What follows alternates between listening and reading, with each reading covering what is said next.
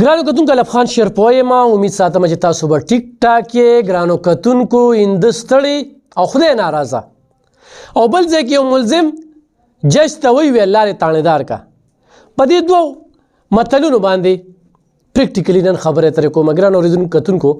تاسو به ګورئ د اخبار ټوټه د خوازاهیل سوات یو زنانه لګي چې خپل خاوند وجي. ولې وجي؟ د نن نه 10 کاله مخکې د دغه زنانه واده د زاید سره وشي. زاید ورسره 15 هفتې تېرې کړي او بیا لاړ شي بهر ملته. 10 کاله پس راشي. 10 کاله پس دې دوران کې یوه لورکۍ شوې وي، کوم هغه 4-5 هفتې چې کومې تېرې کړې دي. 10 کاله پس راتګ باندې دغه زنانه د خپل خاوند ته غوسه او د خپلوانو په ذریعه په پیسو باندې مړ کی. او دې دوران کې الزام سو لګی چې ډکیت راغلی او دا واقعه غلو کړی دا، ډاکوانو کړی دا. اس پی خان خیل خان دغه قتل ډراپ سین چې کوم دی هغه مخې ته راوسته او هغه زنانه اعتراف جرم وکړ چې کله زما د زاید سره واده وشو نو دغه 4-5 هفتې زمونږ تېرې شولې او دې لاړه بیا بهر او 10 کاله پس راغی نو زما ژوند څه شو؟ زه د خپل ژوند ته ډېر زیات پریشان وم او د دغې غوسې نه مې د خپل خاوند هغه مړ کړ. نو هندو ستړی او خدای ناراضه. په دې متل به پوهېږې د هندوانو عبادت چې کوم دی دا زموږ نه سخت دی. دا هندوان چې کله ودونه وکړي دوی دا کومې مندرې وي او د ښځې او خاوند مینه وي ډېره زیاته، نو دا مندر دا ډېر اوچت وي او غېږ کې هغه خپله کورواله اوچته کړې وي او پاپوړو یې خېجئ چې هلته کې ورسي نو بس هغوی وایي زموږ دا رشته چې کومه ده دا د مستقبل لپاره ډېره مضبوطه شوه. یا دوی چې هغه لامبي په یخه یخنۍ کې لغړ چې کوم دی نو ولاړي په دغه اوبو کې او رام کوي، نو د دوی د عبادت زموږ نه ډېر زیات ستړی دی. خو بیا ترې خو هم الله ناراضه وي ځکه چې طریقه کار یې ټیک نه دی، د مسلمانۍ په لار نه دي. نو دې زنانه هم داسې یو حرکت وکړو چې اسلام شریعت خو دې له یو لار ورکوي که نه، بس چې دې ورسره نه لګي ژوند ختم که او په کار و چې مخکې دې ورسره ختم کړو چې تا دومره انتظار کو د هغې نه پس دی قتل وکړو. قتل چې کوم دی د ګناهګار بې ګناه دواړو لپاره روا نه دی. د یو انسان قتل د ټول انسانیت قتل دی. ورسره بل پهلو به ګورو. موږ ته ډېر خلک د ودونو لپاره کال کوي، الحمدلله ډېر رشتې مو کړو، کامیاب هم شوې، خو چې هغه نه موږ تپوس وکړو نو یاره زه په دې ملک یم او زه په دې ملک یم. 100 کاله وشو، 2 کاله 3 کاله 2-3 کاله کې خو ته خپل کور ته نه راځې، دویم واده کې او د بل واده دپاره ټیلیفون کې او په ټیلیفون باندې ودونه کېږي. دا خو د خوښې خبره، ته به ژوند تېری په پټو سترګو باندې رشتې چې کوم دي دا مزه هم نه کوي. اسلام هم اجازت ورکوي چې تپوس پکې ګورې به، چال چلن به ګورې، کردار خاندان به ګورې. موږ ورته څه وایو چې راشي کله پاکستان ته بیا به میلو شو. دا څه بولی نه ده نه څه لالچ دی، دا خو خوښي ده. سبا چې تم خپې زنانه هم خپوي منځ کې پکې زه دل کېږم. بل 4 کاله او 3 کاله او 15 کاله 8 کاله 10 کاله ته د ښځې نه لرې او په دې سوچ کې چې بس پیسې وګټم ځان د پیسو مشین جوړ کړی وي. خو د ښځې ژوند خواهشات خوشحالي په دو لګي. موږ ډېر داسې وکتل د 5 بچو مور، داسې د 4 بچو مور دا د کور نه وتلي دي په دغه وجه باندې. او ډېرې جنګ جګړې دښمنۍ چې کوم دی هم په دې راغلي دي چې اکثر بل ځای کې کونډه چولی وي یا داسې څه خبره وي مخې ته راشي په دې باندې ډېر کورونه روان شي. بل پوخان وي چې د 11 میاشتو نه زیات وخت څوک په مسافرۍ کې تیر کړي نو دی ذهني وي ګډوډېږي او موږ داسې ډېر لیدلي مسافرو کې تاسو به کتل چې ته 9 کاله د کور نه بهر دی اوس چغې سورې وخي بس لګیا وي پلار مور هم نه پېژني کنځل هم کوي یو څه بل سره دی بدې دا د هغې یو تسلسل خو هم دی نو کور له وخت ورکې بچو له وخت ورکې ټیم وباسئ چوټي درته میلاویږي چونکې غریبي ده دلته کې څوک مسافرۍ له چې تللی دي چا کور خرڅ کړی دی چا په ګاڼه کړی دی ځان چا په قرض په سود پیسې راغستې دي چا کالي خرڅ کړي چا څاروي خرڅ کړي په دې طریقه باندې هلته کې تللی دي پردیس کې ژوند کوي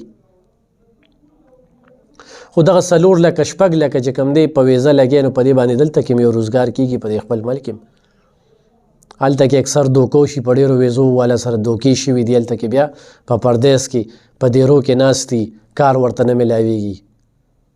نو یو خو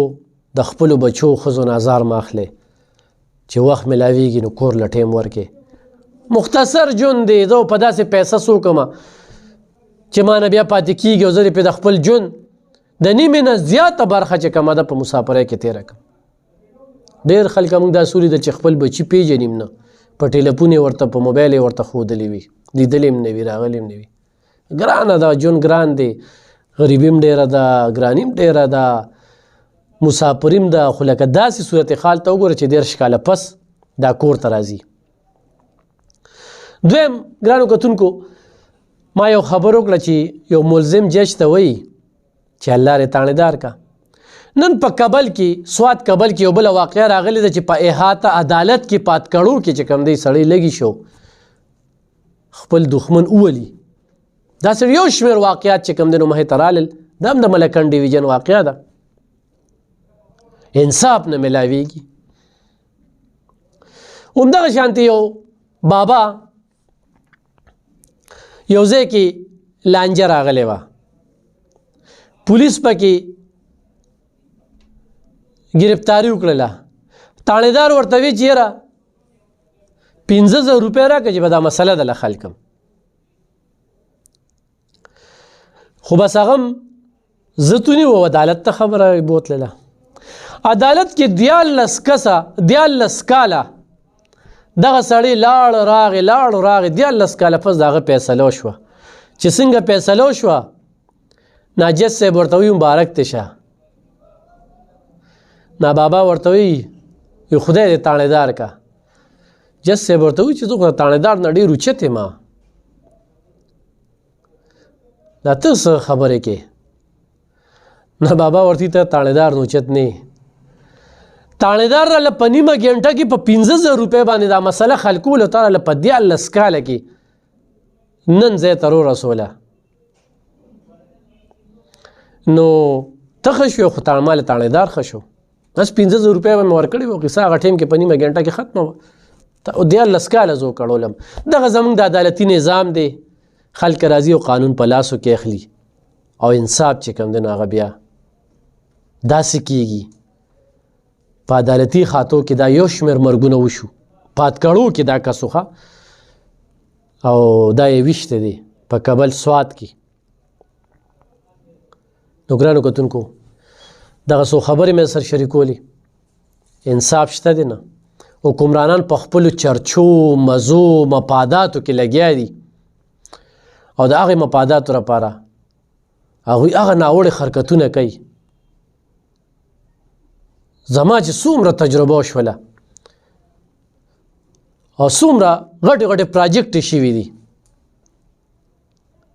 او خلکو ته انصاف میلاو شوی دی نه هغه په مارشل لا کې میلاو شوی دی یا چا د په میرټ کې نوکری میلاو شوي په دې جمهوریت کې د دې جمهوریت مثال څنګه دی تاسو ته پته ده چا د په میرټ کې نوکری میلاو شوي په دې جمهوریت کې د دې جمهوریت مثال څنګه دی تاسو ته پته ده د یو خان قصه درته کومه چې د یو خان نه یو مزدور په پیو کې درغلي وکړه کیلو پی به پیو کې کم شو چې کم شو په هغې باندې یو کمیټي کېنو له یو کس یې پې کېنو هغه چې حساب کتاب کونو دا هغه په هغې کې پیل شو نو د هغه د پاسه یې بل کېنو بهرحال د دغه کیلو پیو دپاره چې کوم دی نو 4 کسه وټاکلی شو نو څلورو خپلو کې را دغه شو چې یاره دا لږ شانتې پی پاتې دي او راځه دا به په دې څلور کسه باندې به تقسیم کو او خان سره به راکړلو د خان چې کوم هغه مشر ناظر و نو هغه داسې چل کړی چې پی تقسیم کړي نو په دې جام کې به تاسو کتلي وي هغه پیروې پاتې شي اکثر چې کوم دی نو هغه په ګوته باندې منګه داسې صفا کړو یو بیا داسې وشي یا پې ځان غوړیم پې هغه ګروتونه یا د یخنۍ کې څوک چودلي وي نو د خان دا برید دا ډېر غټ و چې هغه د شپې د شوې دی نو دا یو ناظر راغلی دی او هغه ګوته یې والید او په هغه برید یې ولې داسې مږلي دي خان چې سار را پاسېدلی دی نو ناظر ته وایي چې د پیو څه مسله شور شا پی راوړه که نه چې اوس کم او ورته چې خان هغه پی خو تا بېګا څکلي دي ورته یا ته څه وې یو یم پې ګواه کړی دی بل ته یې ته ورشه شیشه روړه چې آینه یې روړې ده آینه کې چې کتلي دي نو د هغه خو په هغه بریتو باندې هغه سپین سپینر څه لا پراتو د پیو هغه نښې نښانې وي نو دغه مثال د زموږ د پاکستان د جمهوریت دی دا ټول سیاسي خلک چې کوم دي که نه دا انختې دي په خپلو کې تقسیم کوي قام چې کوم دی هغه داسې سروالې بروالې په دغه ګرانۍ کې را لړلې شوي او بس یا پلانکي غل نه دی پلانکي ډېر ښه دی هلکه دا پکې څه لیدلي هېڅ یې مو نه کړل خو غل نه دی هېڅ یې مو نه کړل خو بس روغ سړی دی او زه وایم چې دغه پلانکي د ټولو نه لوی دروغجن دی په دې 75 ساله جمهوریت کې 75 ساله خو جمهوریت نه دی چلېدلی دی کې خو زیاتره مارشالله چلېدلی ده خو بیا خو دغه زموږ د ملک جمهوریت دی او دغه خال دی نو دغه څو خبرې مې سره شریکولې ډېره مننه خوشحاله اوسئ